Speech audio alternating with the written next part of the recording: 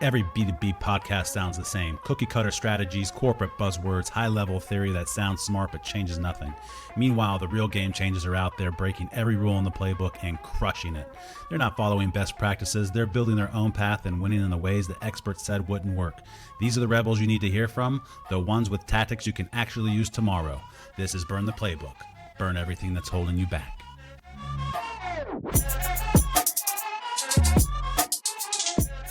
All right, welcome in. This is Burn the Playbook. I'm Marc Crosby, and my guest today is Kendall Justiniano, founder of Growth Arc Advisors and veteran operator in the chemicals industry.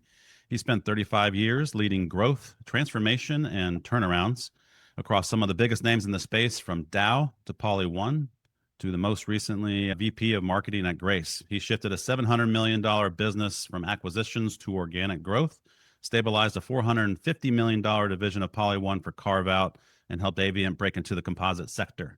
Kendall has seen it all and done it at a high level. Welcome, Kendall. Thanks, Mark. Happy to be here. Looking forward to the Awesome. conversation. Excited to unpack a lot of the great things that you're doing for the chemical industry and just all the sales and marketing expertise that you've done over the years. And now you work in a lot of legacy businesses, chemicals, materials, industrial manufacturing sorts of businesses, and a lot of changes in the chemical business these days. So what's the biggest mindset shift organizations need to make in this tough environment with the chemical downturn? Yeah, I think it's a couple of things. I think first off, for organizations that are looking for growth is going to be harder to come by from this point forward. I think that's a structural shift, and I think it's going to be long-lived. And the kinds of tactics you might have used 10 years ago, 5 years ago that ended up being successful for growth aren't going to be successful for growth in this new environment. From a sales standpoint, I think there's been a lot of changes both in customer buying habits and technology. I think sales going forward is going to be more about really focusing on the core of sales, which is the effectiveness at changing people's minds. And that's the human element that's never going to go away. It's not going to get replaced by AI. It's not going to get replaced by your favorite chat. But it means you're going to have to be really good at that core competence of sales. Yeah, there's certainly going to be some opportunity for improvement on the sales front, just as not only the industry shifts, but also just agents, AI, augmenting sales, and just how do you reshape the sales teams to include marketing too. But there's a lot of different shifts that are going to have to happen this year, next year. This has been the longest downturn in the chemical industry for many years, if not decades. I think we've talked about over the last year or two, as far as maybe next quarter will be better, maybe next quarter will be better. Now they're talking about this rebound could be years, or the downturn is going to be years. So you talk to leaders in your business for Growth Arc. What are they still holding on to as far as just maybe hope, and what realities are those leaders avoiding? Yeah, I think in a lot of ways, the chemical industry, materials in general, used to be a cyclical industry. When I first came into materials out of school, every 5 years or so, you'd see the capacity get overbuilt in some sector. You'd have a point in time where costs were low, prices were low, you struggle with the margins, and then you'd work your way back out again. In a lot of ways, we've forgotten what that's like. And I think the last 10 or 15 years haven't really had a lot of cycles. And if anything, if there were any downturns that hit, people tended to hunker down. It's going to last a couple of quarters, 3 quarters. We'll keep going as we are, maybe some light cost cutting. And as you said, if you look at all the forecasts, we're talking about, I've heard as long as in some sectors like polyolefins, this is without any consolidation, it's a 10-year cycle. Consolidation brings it down to a 5-year trough. Just hunkering down is not going to be enough, right? So not only are you going to have to do the down cycle things that we used to do, cost cutting and headcount reduction stuff, but you're going to have to figure out your strategic competence and invest in that even during this trough to be able to come out sooner than others. Yeah, and the strategies certainly need to shift. I was just at a coatings conference recently, and there's just a lot of doom and gloom. But I also think that I didn't hear as far as how sales and marketing teams are going to be shifting their strategies and what that looks like. I just think you have to release a little bit of the hope and kind of re-energize your strategy and what sales and marketing looks like in this new environment. And it's going to take a lot of time. I think companies are going to need support, whether that's internal strategy development or bringing in external people like you in order to re-triangulate what their focus should be. And then as far as that goes, I think on a couple other podcasts I heard you speak on, I think it was Victoria Meyer, you talked about portfolio fundamentals. I think it was on the chemical show. And what does that mean to our audience as far as what portfolio fundamentals means, whether it's in the chemicals industry or just in business in general? Yeah. Yeah. When I think of fundamentals analysis, I guess the short way to think about that is avoiding bandwagon effects, right? If this is a new reality, the companies that are slow to take account of what the new reality's fundamentals mean for change that has to happen, the ones that are still running the own playbook, the ones that are still running as though the bandwagon's still running, those are the guys that are going to be late to the game.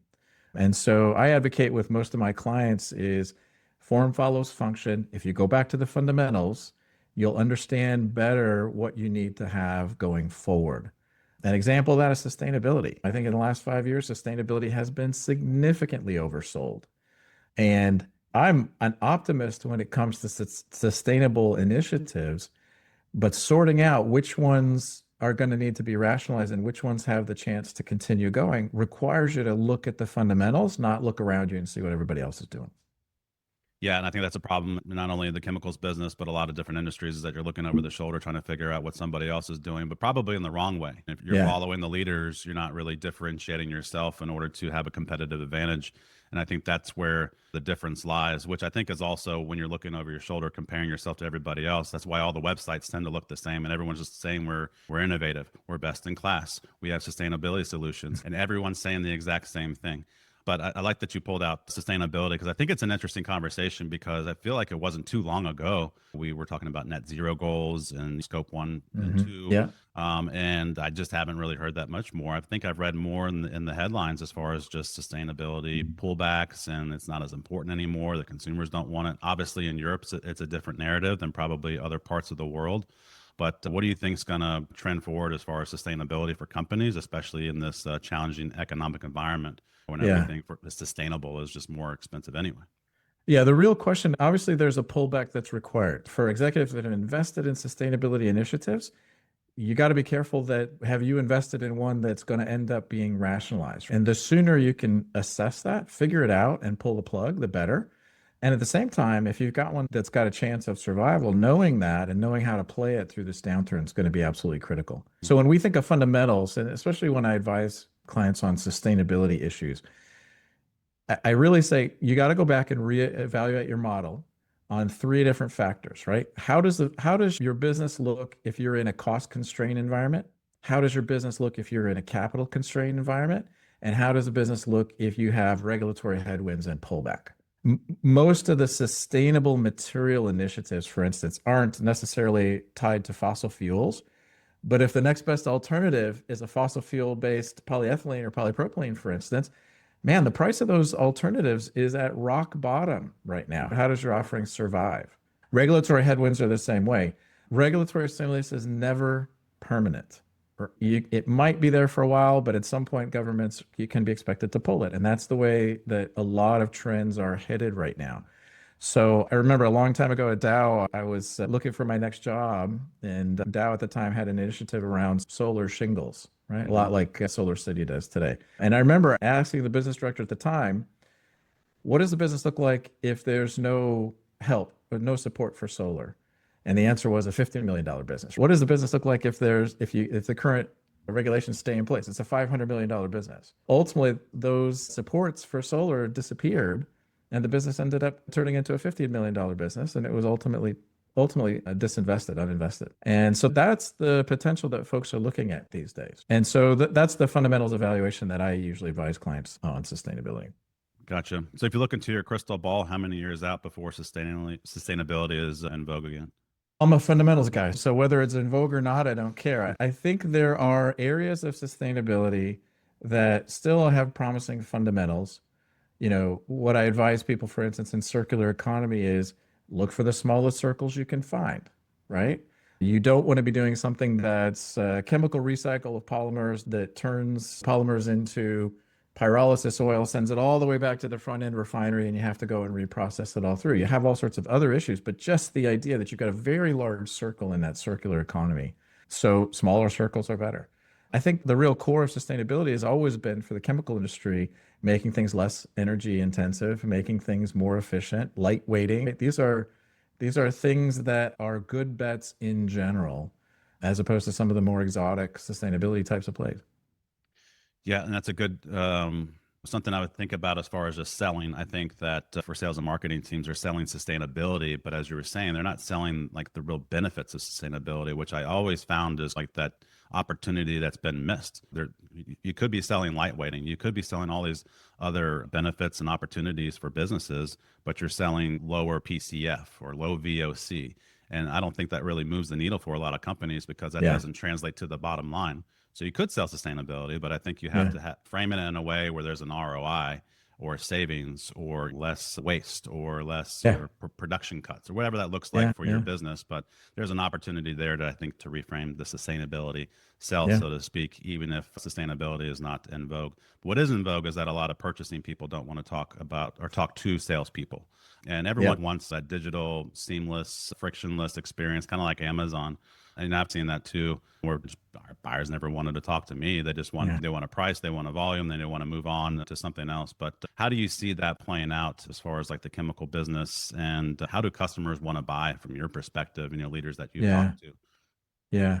I think, and a lot of the data points to this as well, but I think with the rise of digital technologies, with the rise of information ubiquity, if I want to understand what the best competitors are in a particular chemical sector, I can go to ChatGPT and it'll give me a summary. You see that, and the data all shows this. Sales reps are brought in later and later in the sales cycle. Information's ubiquitous, and frankly, our selling approaches haven't kept up because if we are still doing the old types of selling methods and view that initial call or that initial touch point as the point where we get to start selling, we're almost too late. The customer started to make an assessment and started to frame up what they want and how they want to think about it, right? From my perspective, that digitization is really tearing apart what we think of as a traditional sales cycle. And it's going to tear apart the sales role, and it's going to open up some room for marketing to begin some of those conversations that are inaccessible to the sales guy today. Yeah, typically we talk that sales and marketing is misaligned, not aligned at all. And so I think that there's certainly an opportunity to reshape how they work together because they're going to frankly need to as the Yeah. sales roles shift. And especially as more buyers want a digital experience, they want the 24/7 access. And with all the digital platforms, and something that I've heard also is that some companies think that they can just AI sales 100%. So in a lot of these businesses, there's an opportunity if they don't want to talk to a salesperson, could you just, especially for companies that might be like on, or products that are like on formula pricing, where everything is just it's by the ebb and Yeah. the flow of oil and raw materials and things like that. Do we need salespeople? Yeah. Yeah. I think that goes to one of the insights I mentioned earlier, which is if you assume that the sales conversations start later and later, you Mhm. can treat that one of two ways. If you follow it and just say, okay, that's our lot and that's what we're given, you start to see a very reduced role for sales, and it's always transactional at the back end. It's by the time purchasing is calling you in, not when you're dealing with the front end. The other way to think about that is to think about leading into the digital tools, letting marketing start the conversation so that conversation can be started earlier. That's a shift in marketing's role because marketing used to be all about awareness. We're just educating the customer about our products. Now we actually want to think about them starting the conversation, the sales conversation. And we want to think of them uncovering those leads and sales picking up those leads and those conversations and continuing them on. That's a radically different role for marketing. And it really is a radically different role for sales. I think there's a lot of transactional activities in sales that are going to go away. But as I said, at the heart of it, selling is about persuading people and changing people's minds. And that I think will always be maintained as a face-to-face type of activity. That's where the relationship piece is. You're changing people's minds. Yeah, That's and what you sales also is going to have to get really good at. yeah, and they have to step up their game because, if the buyer is already 90% there, 95% there before they even reach out to a salesperson, you only have 5 to 10% to really maximize that face time and whatever that looks like. Yeah. And by the time the buyer gets to you, you in sales and marketing better have your act together as far as what you're saying to those people, because if you're not, then you get a little of a hesitation as far as just the message that your company is sending out there. So I think there's an opportunity to shift. And just for the record, I'm not advocating that we get rid of salespeople. As being a career salesperson myself, I still think that you have to have a human in the loop, so to speak, but you just have to shift as far as what those teams are actually focusing on, because that's Yeah. going to change. I don't think that we're necessarily going to have less salespeople just as far as tracking orders and providing price quotes and things like that. Hopefully all that stuff's just automated, because that's a colossal waste of time. And you're Yep. focused more on partnerships. You're focused on adding value. You're focused on top to top meetings. And from an organizational standpoint, the sales, marketing, executive leaders, they're all working together. I know that we typically talk about silos and just how we're over siloed in a lot of cases. And you can't rely on the ways of the past in order to get you to the future. I think there's a huge role for sales there. I think the new sales is going to be much more consultative. I said information is ubiquitous. People are overwhelmed with the amount of information. And so there's a real opportunity for sales to be the point that helps customers make sense of what they're seeing, the information they're finding. And as I said, I think it's going to be a joint conversation between sales and marketing with the customer. Absolutely. There's a lot of best practices, and I've seen this, and I think you've said it as well, as far as SaaS and technology companies, as far as just commercial excellence and strategies that they should borrow from the tech industry. What exactly do you think that would translate well to the manufacturing materials and chemical industry, and what wouldn't translate? Yeah, digital has done some really interesting things. I'd say the essence of what they've figured out is to pay attention to what customer behavior is like through the selling process. Mhm. Okay. We've always done marketing as awareness marketing. We've done selling as push product selling. And tech can fall into that trap too. But the one thing that they've really bumped into and figured out empirically is paying attention to what moves customer behavior and then deploying technology to start to make little changes in the way a customer favors their products and services, right? So this idea of behavior-led understanding of your customer, I think is a real innovation. Now, the problem is that most tech plays in mass markets, right? And so you can watch behavior digitally, you can use data. Behavior-led looks a little bit different when you apply it in an industrial setting. If you're reorienting toward behavior, you start to really focus on what points in the customer's buying process really materially make a difference to your sales outcomes. And you disproportionately focus on those behavior touch points. Yeah, that makes sense. And as we talked about replacing sales, or the debates out on that, a lot of companies are cutting salespeople. They're cutting teams, and you've seen it over the last year or two, just as far as companies that are just looking to not lose as much money for one reason or another. And cost cutting happens to be a big part of that strategy. Yeah. So what does that look like as far as, do you think that's effective? Do you think that some companies over rotate as far as cutting too many people? What do you see the effectiveness of Yeah. cost cutting in business in general? So I think the economic climate, you've got to do cost cutting. I'm not at all saying that you can't. The realities of most P&Ls today require that you get some SG&A out of the P&L, at least for the next couple of years. But if you think about it, if you start from a perspective of how is your sales and marketing have to change in terms of capability, that's going to affect significantly where you cut and what you cut. I know with many industrial clients I deal with, digital marketing, for instance, has been something that folks play with, but they still haven't made the connection between how can this change customer behavior and actually materially affect sales outcomes. And so if you start from the perspective of, I don't see the connection, I'm not sure how that's going to happen, you end up cutting that kind of resource.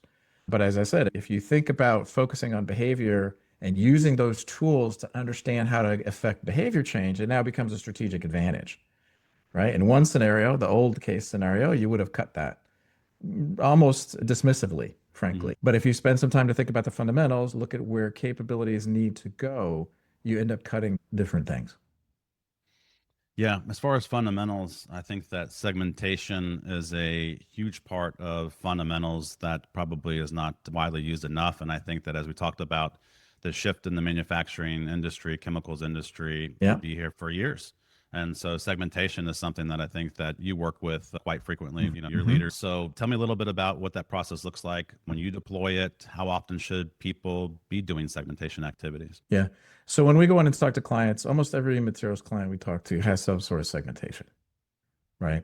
It's usually based on some variable like application Sometimes it's based on regional differences, right? So I think most leaders understand the value of segmentation. I think the blind spot is segmentation is never a one and done exercise.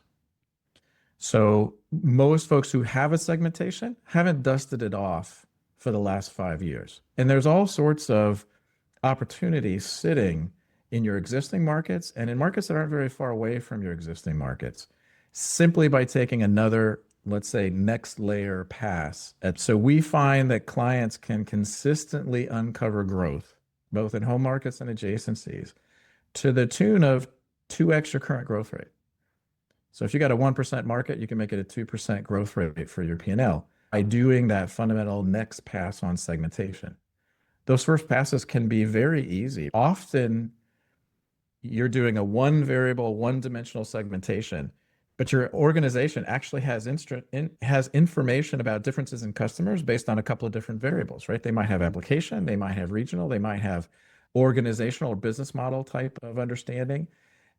And when you synthesize those together, we've seen this very often. You literally can take segments that you thought you knew, take an average 3% growth rate, and find subsegments of that segment that are growing at 5%, growing at 6%, right? Those are invisible sources of growth to you if you don't do that next layer of segmentation. And many companies have done their segmentation and basically disinvested from their marketing resources, right? That's one of the things we often see. And they're leaving growth on the table because they aren't in a position to peel the layer multiple times on their segmentation.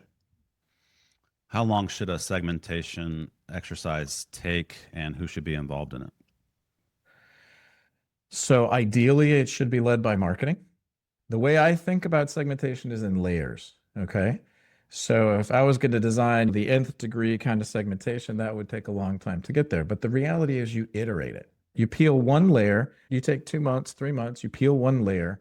There's always insight in that one layer that you can use to drive growth immediately, right? So we think of it more with an agile mindset. Peel a layer, drive growth, peel a layer, drive growth. You may not revisit that segmentation for a year because you're taking the insights from the first peel and implementing them. Folks who try to bite off too much generally get impatient because they want to see the results of it. And if you bite too many layers deep, you're committed to go all the way through the whole peel before you get the insights. And that's something we often see that as a failure mode for segmentation exercises. Can I just put a prompt into Chat GPT and just say what my industry is, what my target market is, and then just have an output, and then there's my segmentation? Is it that simple? It is not that simple. I spent some time on LinkedIn trying to parse AI strategy and how it relates to materials and how it relates to marketing. I've seen people try that. And then we may get to a chance, we may get to a point where that's possible.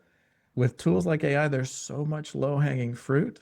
Before you ever get to that, why would you take the time to try to be bleeding edge when you could be leading edge doing what AI is known to do very well? So the other thing I'll find is you have to remember that AI is trained generally. And so if you think about it, it's as though AI has read every marketing textbook out there. And so very often, and I've seen this happen, somebody wants an industrial strategy, and what they get, because the most prevalent marketing work being done today is in tech, right? So what they get is a tech strategy. Now, the complexities of dealing the value chain in materials, right? Tech, in a lot of ways, enterprise tech sales is super simple because the value chain is very simple. You don't want to be going to market with a tech-based marketing strategy when you've got to deal with the complexities of an industrial value chain. It's not the most prominent training data for AIs. So I think it's caveat emptor. If you're going to run AI to try to do that, good luck. That's not the place I would start for getting ROI from your AI. As we talked about in the beginning, what we're seeing in the chemical industry and manufacturing and all the geopolitical tensions, a lot of it's unprecedented. And so if all these models are based on historical statistics and books and whatever that looks like, it doesn't have an answer for the future as far as what we should do. So I guess humans still have some relevance as far as strategy and developing. It's a really good point. AI is your best conventional wisdom. And these are unconventional times. And that's why we go back to fundamentals, right? AI doesn't do fundamentals analysis. They look at what's being done and what everybody else is doing, and they recommend the best of what they can find there. And that's just not going to cut it in this kind of environment. Yeah. As far as future-proof growth model for companies, what do you typically talk about? I guess maybe beyond segmentation, as far as how growth arc can help your clients and other organizations in the chemical industry. So, when we talk about growth in general, especially when we talk about having to go back to fundamentals to figure out your growth strategy, it's hard. It's a little bit overwhelming, and that's why some people kind of default to what's the conventional wisdom, what's the bandwagon on there. But I think the real risk is standing still. It's that conventional mindset today. And so for us, we help customers go through fundamentals analysis on the places where they're most interested in understanding their growth potential. And that takes capability, it takes resources. Sometimes clients don't have those resources. And so we fill those gaps, right? Or we help bring that capability to their internal resources. But for me, the key then is you have to be committed to the journey. You have to do it in phases, right? I talked a little bit about segmentation in phases. Peel the onion, go get some money from the insight you learn. All of this transformation stuff has to be done in phases. And so a lot of what we can also bring is a way to help customers think about, instead of thinking about a 3-year transformation journey or a 3-year strategy journey, is to think about what's step number 1 that takes 3 months or 4 months and gets me a start. But you've got to have that North Star where you headed in place. If you don't have that, you're just going to go wandering in the wrong direction. But you design each phase for impact. As far as just one thing that CEOs should focus on, as far as just the mind shift change that's going to enable them to survive the next 3 to 5 years, what would be that one thing as far as them just changing their habits, their mindsets, and just burning the playbook, so to speak? I think it boils down to, if you're going to run the old hunker down and wait playbook, you're really at risk of not being able to come out on the other side. Okay. And success might look like survival, but you've really got to approach your survival mindset with what capability underlying that cost cutting they're doing. What capability am I holding on to? What's the capability that I have to build while I'm in this trough? Because it's going to be a lot longer than you think, and hoping that you've got enough. You better have a big war chest if you're going to run the old playbook. That's my basic thing, right? So do the cost cutting, but you've got to be understanding the fundamentals and what's changing and what you need to be building for the future at the same time. You pick the wrong things to cut if you don't. Gotcha. Yeah, there's a lot of M&A activity out there, and it'll be interesting to see how all this plays out in the next 3 to 5 years. But that brings us to our next segment, Burn It or Build It, which is everyone's favorite on the Burn the Playbook podcast. And we're going to go through top 10, at least trends, strategies, and things like that are at least tied to manufacturing and sales. And we'll just start off with number 1, which is sustainability with no P&L impact. I think we talked about a little bit that in the beginning here, but are we still leading with sustainability if there's no ROI? So burn bandwagon sustainability. Find sustainability that creates value. That's really simple, based on the fundamentals. Gotcha. We talked about M&A a little bit as far as just what we're seeing in the space today. If that's your 2026 growth plan, burn it or build it. Burn it. Most of those M&A plans, especially private equity, they're based on old playbooks. The era of easy growth through M&A is over. If you're going to buy something, you better know how you're going to change it. And the reality is, if you're not changing your internal capabilities in the way that you want, don't waste your time with M&A. Gotcha. Number 3, I had sales and marketing alignment, but I'm going to throw a curveball and say sales and marketing alignment plus CEO. What do you mean plus CEO? That's interesting. The CEO has to be aligned with sales and marketing strategies. So they can't just be operating in their own silos. Do they need to align with executive leadership as far? Okay. Already sales plus marketing, getting them aligned, because one's got to start the conversation, the other one's got to finish the conversation. That's already a radical idea, if you look at what most people do traditionally with sales and marketing. So you're never going to make that happen unless your executive starts to see how that can work. So build it. Got to have that last piece. Build it for sure. A lot of talk on the news about nearshoring. Burn it or build it? Build it. I think distributors are going to start this wave, but we're in a huge area of regionalization with differing geopolitical tables, if you will. And so figuring out which table you've got a competitive advantage on and sticking to your home country is probably, or your home region, is going to be a good play for the next 5 years. Local for local, right? Yeah, exactly. Customer self-service portals. So 24 access, maybe Build they're it. placing orders, they're looking for TDSs, SDSs, just everything self-service. Yeah. I think you've got to build it. I think don't throw out your sales team at the same time. The question is, what do you switch your sales capabilities to? And I would say it's a core of selling, right? So build all the automation, build all the transactional efficiency. Customers want it, but make sure you know what you're going to do with your sales team after that. Exactly. Yeah, it should be like AI. It should just augment. It shouldn't replace. Number 6, EVs. EVs as in electric vehicles? Yes. Oh, I'm a bear. Burn it. Burn it. If you look at, I've been working in transportation for a long time. I was working in transportation for PolyOne. We were on the lightweighting trend until we started building battery powered cars. And now we're on a heavyweighting trend that makes no sense whatsoever. If you look at electric pickup trucks, the electric versions are 5,000 pounds heavier than the internal combustion engines. And you're telling me that's really saving greenhouse gas? Physics. Doesn't work. Doesn't work. Burn it. We got to lightweight the batteries. I don't know. Yeah. Yes. You can do that. I'm sure they're working on that. Number 7, CX hype. So customer experience hype, the voice of the customer, NPS scores, all the stuff that goes into that bucket. Burn it or build it. So that's an interesting one. So I'm going to say this one's going to be provocative. I'm going to say burn it, because this customer behavior oriented mindset, customer experience is about them coming to us and making it as easy for them to go through our selling process of getting them product, right? Customer behavior orientation is about going to them and figuring out how to make their buying journey better and lead their buying journey to you. They're not the same things. And I would double down on customer behavior, and I would burn customer experience. Agreed. What about social media for the chemicals industry? I know that I'm on LinkedIn quite a bit. I don't see the chemicals industry there much. How about you? Burn it or build it for social media as far as just marketing in this industry? So I'm there today. I've done a bunch of posts on LinkedIn about analyzing corporate feeds. The way it's done today, burn it. But then I would say rebuild it from the ground up. I think it's a huge force for customer behavior change, but not the way it's being done today. I would agree 100%. The current strategy just doesn't seem to add any value to anybody. But there's a way to do it better. And maybe someone should ask you or me how to help. The annual summer strategy plan for these businesses. Oh, I can't tell you the number of strat plans I've done, led. So I'm a big believer in strategy. It's super important.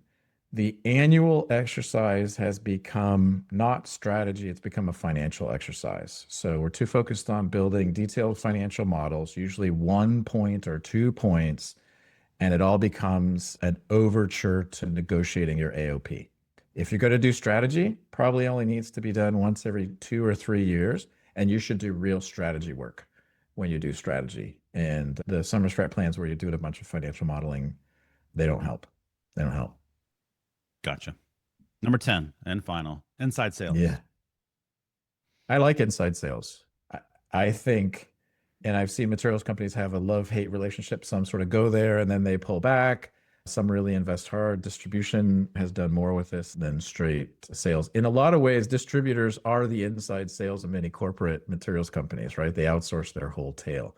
But in general, build it, because they are part of the linkage between marketing and starting the conversation earlier with customers. They use different tools, and then we need to learn how to use those tools, and you should build it.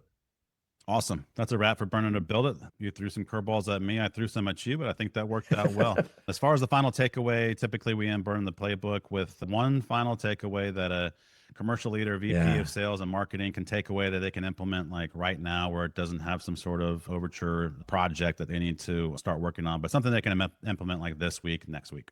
Yeah. So we talked a little bit about this. I think there's a ton to be gained when a lot of customers tell me we already have a segmentation, right? You've got enough information in your organization already to peel that segmentation one layer deeper. And when you do, you can action that for growth, and you can do that within 3 or 4 months. To me, that's the one that's super easy and hard for people to see how that's going to lead. Yeah. That's the most implementable one I can think of. Gotcha. It's a good tip. Where can people find you? And do you have any special events coming up at the end of this year? We already talked about LinkedIn. So I'm all over LinkedIn, both Growth Arc Advisors and myself, Kendall Justiniano. And then we live at www.growth-arc.com. That's our website.